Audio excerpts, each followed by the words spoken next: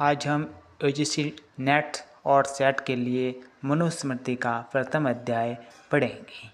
सबसे पहले हम मनुस्मृति का सामान्य परिचय प्राप्त कर लेते हैं।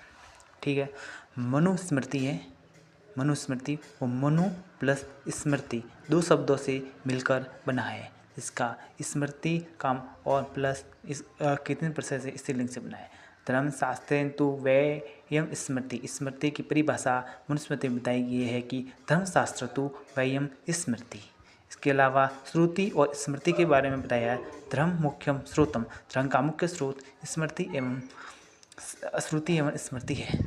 शो ओदने प्रमाणम, धर्म के बारे में बताया कि शो एन प्रमाणम धर्म, और इसके थोड़ा और धर्म को विस्तार से बताया। शोधना लक्षणों अर्थम धर्म, धर्म का लक्षण बताया। स्मृति और श्रुति के बारे में बताया गया है और स्मृति के बारे में। ये आपको अच्छे से याद रखना है कि स्मृति किसे कहते हैं, श्रुति और स्मृति किसे कहते हैं, धर्म किसे कहते हैं, ये आपको परिभाषा याद रखनी है। ठीक है, अब हम प्रथम अध्याय की ओर लौटते हैं। प्रथम अध्याय पढ़ते हैं, मनुस्मृति का प्रथम अध्याय पढ़ेंगे।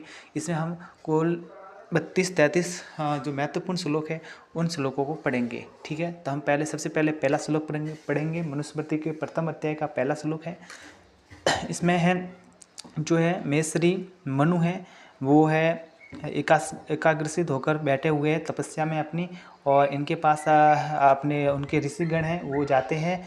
और वो क्यों जाते हैं? क्योंकि उन्हें चार वर्णों, जो समाज के 4 वर्ण हैं, उन्हें समाज के धर्म, कर्तव्य, आचरण के नियम उनके बारे में जानना है। वो कैसे रहते हैं, कैसे समाज में रहते हैं, उनके कर्तव्य क्या है, उनका आचरण क्या है, उनके नियम क्या है, उनको जानने के लिए, उनको उन सबको जानने के लिए मनुस्मृति में जो मेसरी गण हैं, जितने भी ऋषि मुनि हैं, वो मनु के पास जाते हैं और मनु उपदेश देते हैं।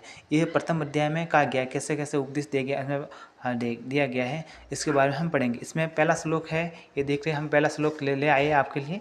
पहला श्लोक, मनु एकागम ग्रासीनम अभिज्ञम मेहश्री प्रतिपूज्यम यथा न्यायम इदम वचनम अब्रुवसन। इसमें कहा गया है महेश्री गण एकाग्रसित होकर बैठे हुए मनु के पास गए और उचित विधि से उनका सम्मान करके यह वचन बोले। मतलब कहा गया है पहले श्लोक में, महेश्री है, जितने भी ऋषि मुनि हैं, वो सब एकाग्रसित हुए मनु के पास गए, जो मनु तपस्या में लीन था उनके पास गए और उचित विधि से उनका सम्मान किया और यह वचन बोले। कौन? मनु ने उनका उचित प्रकार से सम्मान किया और फिर ये वचन बोले। क्या वचन बोले? दूसरे श्लोक में बताया गया क्या वचन? आपो नारा इति प्रोक्ता आपो वयम न